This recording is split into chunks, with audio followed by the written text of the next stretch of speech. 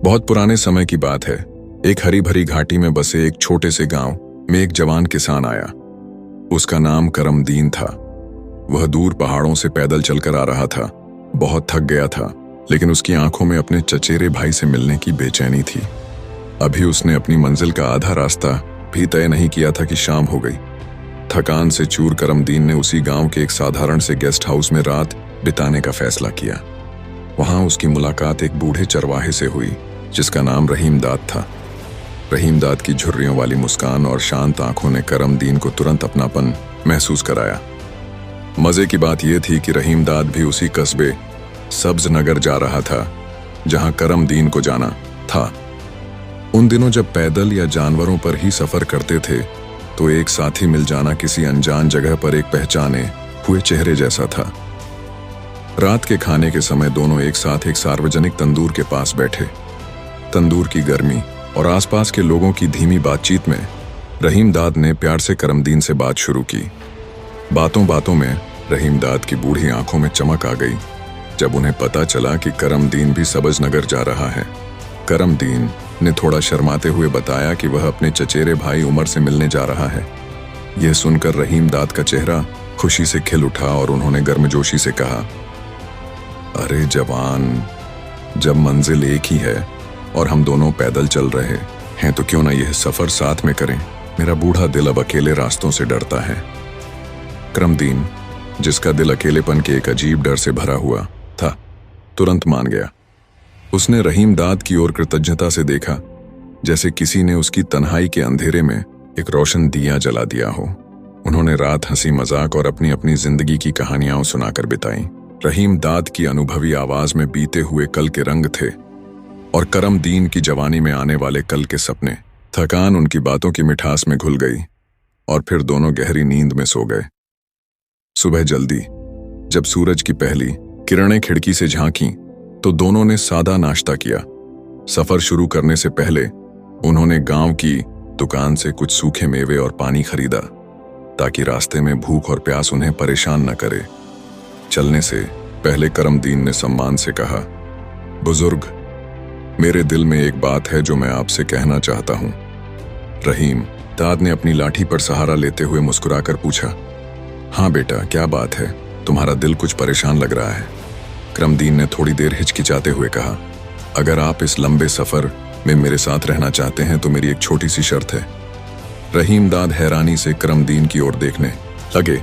उनकी भौहें हल्की सी सिकुड़ गईं। कैसी शर्त? क्या मेरे साथ चलने में तुम्हें कोई तकलीफ है? करमदीन ने गंभीरता से जवाब दिया। उसकी आवाज में एक अजीब सी प्रार्थना थी। सफर के दौरान मैं जो कुछ भी करूं आप उस पर कोई सवाल नहीं करेंगे, न हैरानी दिखाएंगे और न ही कोई जिज्ञासा दिखाएंगे। मेरी कुछ अपनी मजबूरियां हैं। रहीमदाद थोड़ी देर चुप रहे। उनकी नजरें दूर आसमान पर टिकी थीं। वह उस जवान लड़के की शर्त की गहराई को समझने की कोशिश कर रहे थे।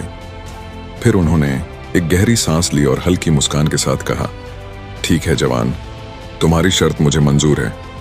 मैं एक बूढ़ा और तजुर्बेकार मुसाफिर हूं। मैंने जिंदगी में बहुत अजीब चीजें देखी हैं, लेकिन उम्मीद है कि यह शर्त हमारे सफर को बोझिल नहीं बनाएगी और हमारे दिलों में दूरी नहीं आएगी। करमदीन ने रहीमदाद की समझदारी के लिए दिल से शुक्रिया अदा किया और एक सुकून भरी मुस्कान के साथ हमें सिर हिलाया। इस तरह दोनों ने अपना सफर शुरू किया।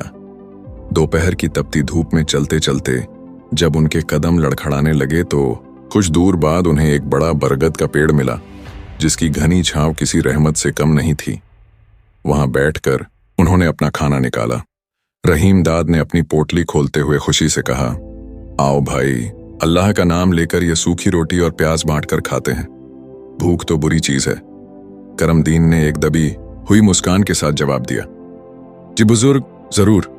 मगर अजीब बात यह हुई कि खाने के दौरान करमदीन ने अपने बाएं हाथ में एक छोटी सी लकड़ी की संदूकची पकड़ रखी थी और दाएं हाथ से खा रहा था। उसकी नजरें संदूकची पर टिकी थीं, जैसे वह कोई कीमती चीज हो जिसे वह छोड़ना नहीं चाहता था। यह नजारा देखकर रहीमदाद बहुत हैरान हुए। उनके दिमाग में कई सवाल आए। इस संदूकची में क्या है? यह जवान इसे खाते वक्त भी क्यों नहीं छोड़ रहा? लेकिन अपने वादे का मान रखते हुए वह चुप रहे। वह मन ही मन सोचते रहे, यह नौजवान कुछ अजीब लगता है, इसकी आंखों में एक गहरा राज छुपा हुआ है। लेकिन खैर, मैंने वादा किया है और वादा निभाना एक बूढ़े आदमी का फर्ज है। दोनों ने चुपचाप खाना खाया। खाने के बाद रहीमदाद ने शुक्राने के लिए हाथ उठाए और करमदीन ने खामोशी से उनका साथ दिया। संदूकची बंद की गई और दोनों ने फिर अपनी मंजिल की ओर कदम बढ़ाए। शाम होने लगी थी। सूरज की सुनहरी किरणें अब नारंगी और फिर गहरी होती जा रही थीं। अंधेरा फैल रहा था और रहीमदाद के बूढ़े दिल में जंगली जानवरों का एक डर पैदा हो गया था। दोनों ने फैसला किया कि आज रात किसी सुरक्षित जगह पर बिताई जाए। रहीमदाद थक कर एक बड़े पत्थर के पास बैठ गए और अपनी कमर को सहारा देते हुए कहा, आ जाओ बेटा, मेरी तो हिम्मत जवाब दे रही है। इस पत्थर से टेक लगाकर थोड़ा आराम कर लो, सुबह फिर चलेंगे। मगर करमदीन ने नरमी से कहा। उसकी आवाज में एक चिंता थी। बुजुर्ग, यहां जमीन पर खतरा हो सकता है। बेहतर होगा अगर हम कोई ऊंची जगह ढूंढें जहां हम रात को महफूज रह सकें। शायद कोई पुरानी शिकारियों की मचान या कोई मजबूत पेड़। रहीमदाद हैरान रह गए। उन्होंने मन में सोचा, क्या हम पक्षी हैं जो किसी ऊंची जगह पर सोएंगे? यह नौजवान कितने अजीब ख्याल रखता है। लेकिन उन्होंने अपनी जबान बंद रखी। करमदीन ने बुजुर्ग को वहीं इंतजार करने को कहा और खुद एक महफूज जगह ढूंढने चला गया। उसकी नजरें चारों तरफ घूम रही थीं, किसी ऐसी जगह की तलाश में जहां रात शांति से गुजारी जा सके। कुछ देर बाद उसे एक छोटी सी गुफा मिली जो कुदरती तौर पर एक ऊंची चट्टान में बनी हुई थी। फिर करमदीन ने वापस आकर रहीमदाद की मदद की और उन्हें गुफा तक पहुंचाया। बूढ़ा आदमी चढ़ने में तकलीफ महसूस कर रहा था और अंदर ही अंदर नाराज हो रहा था कि यह नौजवान उसे किस मुसीबत में डाल रहा है। लेकिन उन्होंने एक शब्द भी शिकायत का नहीं कहा। दोनों गुफा के मुहाने पर बैठ गए। रात गहरी होती गई। तारों भरा आसमान खामोशी से उन पर झुक रहा था। करमदीन आधी नींद में भी होशियार था। हल्की सी पत्ते की सरसराहट पर भी उसकी आंख खुल जाती। कभी वह नीचे घोर अंधेरे में झांकता और कभी आसमान की ओर देखता, जैसे किसी अनजाने खतरे का इंतजार कर रहा हो। उसकी आंखों में एक गहरी उदासी और एक तरह की चौकन्नी बेचैनी थी। इस तरह एक लंबी रात गुजर गई। सुबह की हल्की रोशनी ने गुफा के मुहाने को रोशन किया। करमदीन ने रहीमदाद को धीरे से जगाया, नीचे उतरने में मदद की और दोनों ने बचा हुआ बासी खाना खाकर अपना सफर फिर से शुरू किया। रहीमदाद के दिल में अब भी कुछ शिकायतें थीं, लेकिन वह करमदीन के साथ चलते रहे। कुछ दूर चलने के बाद उन्हें एक छोटी सी नदी मिली। नदी का पानी साफ और ठंडा था, लेकिन उस पर कोई पुल नहीं था, इसलिए पानी में उतरकर पार करना ही एकमात्र रास्ता था। करमदीन ने पानी की गहराई नापी और एक ऐसी जगह ढूंढी जहां पत्थर कम हो और बहाव धीमा हो। फिर दोनों ने नदी पार करने का फैसला किया। रहीमदाद ने अपने पुराने चमड़े के चप्पल उतारकर अपने कंधे पर रख लिए। उन्हें गीला करने का ख्याल भी उन्हें अच्छा नहीं लगा, जबकि करमदीन अपने नए जूतों के साथ बेफिक्री से पानी में उतर गया। रहीमदाद ने हैरानी और थोड़ी नाराजगी से यह नजारा देखा। उनके मन में एक तरह की निराशा हुई कि यह नौजवान कितना लापरवाह है, अपनी नई चीजों की भी परवाह नहीं करता। लेकिन उन्होंने अपने होंठ भींच लिए और चुप रहे। नदी पार करने के बाद रहीमदाद ने जल्दी से अपने चप्पल पहन लिए और करमदीन के भीगे जूतों की ओर देखकर मन में सोचा, यह कैसा लापरवाह नौजवान है, इसे अपनी चीजों की भी कद्र नहीं। लेकिन करमदीन बिना किसी परेशानी के आगे बढ़ता रहा। उसके चेहरे पर एक शांति थी, जैसे उसे किसी बात की परवाह न हो। उनकी मंजिल सब्जनगर अब ज्यादा दूर नहीं थी।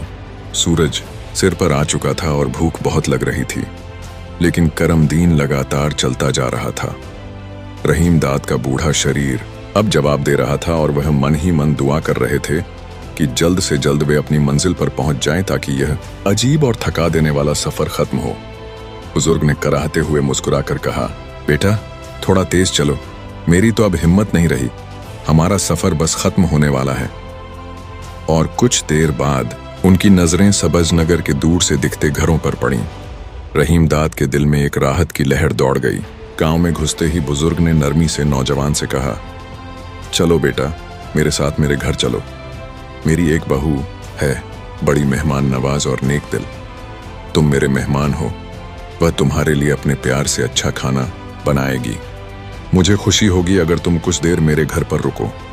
यह बात वे सिर्फ रस्म के तौर पर कह रहे थे। उनका बूढ़ा दिल उस नौजवान के अजीब बर्ताव से उलझा हुआ था, लेकिन वे मेहमान नवाजी की अपनी पुरानी परंपरा निभाना चाहते थे। वे मन में जानते थे कि यह नौजवान अब जुदा होने वाला है। नौजवान ने शालीनता से जवाब दिया, बुजुर्ग, आपकी इस मोहब्बत और मेहरबानी का मैं दिल से शुक्रगुजार हूं, लेकिन मुझे फौरन अपने चचेरे भाई से मिलना है। मैं जानता हूं कि वह मेरा इंतजार कर रहा होगा। अगर यहां रुका तो किसी छोटे से कमरे में रात गुजार लूंगा, लेकिन आज रात अपने रिश्तेदार के घर ही ठहरूंगा। बुजुर्ग पहले ही नौजवान के अजीब बर्ताव से थोड़े निराश थे। उन्होंने थोड़े सख्त लहजे में कहा, ठीक है जवान, जैसी तुम्हारी मर्जी। सफर तो अजीब ही गुजरा, अब अपने अपने रास्ते। खुदा हाफिज। नौजवान ने रुखसत होने से पहले रहीम दाद की ओर गहरी नजर डाली और कहा, बुजुर्ग, जाते जाते एक छोटी सी बात कहता हूं। जब आप अपने घर पहुंचे तो दरवाजा खटखटाकर अंदर आना और हल्की सी सीटी बजा देना, ताकि घर वालों को आपके आने का पता चल जाए और वे आपका स्वागत करने के लिए तैयार रहें। बुजुर्ग ने अपनी सफेद दाढ़ी में हाथ फेरते हुए हंसकर कहा, मियाँ, तुम तो बड़े नसीहत करने वाले निकले। इस उम्र में मुझे घर में घुसने का तरीका बता रहे हो। खैर, तुम्हारी नसीहत में कोई बुराई नहीं, याद रखूंगा। बुजुर्ग मन ही मन उस नौजवान की सादगी पर हंसते हुए अपने घर की ओर बढ़ गए। अजीब सीधा सादा इंसान है, वह बड़बड़ाए, अपने ही घर में घुसने के लिए दस्तक देने की क्या जरूरत? क्या मेरे घर वाले मुझे नहीं जानते? मगर जैसे ही वे अपने पुराने लकड़ी के दरवाजे के पास पहुंचे, उन्हें नौजवान की वह सलाह याद आ गई। दिल में एक पल के लिए हिचकिचाहट हुई, फिर न जाने क्यों उन्होंने दरवाजे पर धीरे से दस्तक दी और एक हल्की सी सीटी बजाई, जैसे कोई पुरानी आदत हो। कुछ पलों बाद दरवाजा धीरे से खुला। सामने उनकी बहू जुबैदा खड़ी थी। उसकी आंखों में हैरानी और खुशी के मिले जुले भाव थे। वह प्यार भरे लहजे में बोली, ससुर जी, आप आ गए? आपकी सीटी की आवाज सुनकर मैं समझ गई कि आप पहुंच गए हैं। मैं आपका इंतजार कर रही थी। बुजुर्ग अंदर आते हुए मुस्कुरा पड़े। उनके दिल में एक अजीब सी खुशी की लहर दौड़ गई। बहू, आज मेरा दिमाग कुछ अजीब हो गया है। मैंने रास्ते में एक नौजवान की बात मान ली और दरवाजा खटखटा कर आया। बहू ने प्यार से पूछा, क्या हुआ ससुर जी, सब ठीक तो है? आप थके हुए लग रहे हैं। बुजुर्ग ने चारपाई पर बैठते ही अपने सफर की सारी कहानी शुरू से आखिर तक सुनाई। जुबैदा बड़ी दिलचस्पी से सुन रही थी। नौजवान के अजीब अंदाज ने उसके दिल में जिज्ञासा और एक तरह की हमदर्दी पैदा कर दी थी। जब कहानी खत्म हुई तो जुबैदा थोड़ी देर चुप रही, जैसे उस सफर के हर पहलू पर सोच रही हो। फिर उसने नरमी से कहा, ससुर जी, अगर मैं कुछ कहूं तो आप नाराज तो नहीं होंगे? मुझे लगता है कि उस नौजवान के हर काम के पीछे कोई वजह जरूर होगी। बुजुर्ग ने अपनी बूढ़ी आंखों से प्यार भरी नजरों से उसे देखा और मुस्कुराकर बोले, बेटी, तुम कहो, मैं कब तुम्हारी बात पर नाराज हुआ? तुम तो मेरी समझदार बहू हो। तुम्हारी बातों में हमेशा समझदारी होती है। जुबैदा ने धीमी आवाज में कहा, ससुर जी, वह नौजवान बेवकूफ नहीं था, बल्कि बहुत समझदार था। उसके हर काम में एक गहरी समझदारी छुपी हुई थी। बुजुर्ग ने हैरानी से पूछा, कैसे बेटी? मुझे तो उसकी बातें और हरकतें अजीब लगी थीं। जुबैदा ने नरमी से समझाया, ससुर जी, जब आप दोपहर में पेड़ के नीचे खाना खा रहे थे तो उसने अपनी संदूकची खोली हुई थी। आप जानते हैं कि पेड़ों पर पक्षी और कीड़े मकोड़े होते हैं। अगर कोई गंदगी आपके खाने पर गिर जाती तो वह खाना खराब हो जाता। वह संदूकची दरअसल खाने को ढकने के लिए थी। वह आपके खाने का सम्मान कर रहा था। बुजुर्ग हैरानी से जुबैदा को देखते रह गए। उन्हें अपनी गलतफहमी पर अफसोस हुआ। हाँ बेटी, तुमने बड़ी समझ की बात कही। मैंने इस पहलू से सोचा ही नहीं था। जुबैदा ने अपनी बात जारी रखी, और जब उसने रात गुजारने के लिए ऊंची जगह ढूंढी तो वह आपकी हिफाजत चाहता था। नीचे जंगली जानवरों का खतरा हो सकता था। ऊंची जगह पर सोना आपको महफूज रखने का एक समझदारी भरा तरीका था। वह आपकी फिक्र कर रहा था। बुजुर्ग की आंखों में हैरानी और सम्मान झलकने लगा। उन्हें उस नौजवान की दूरंदेशी पर रश्क आया।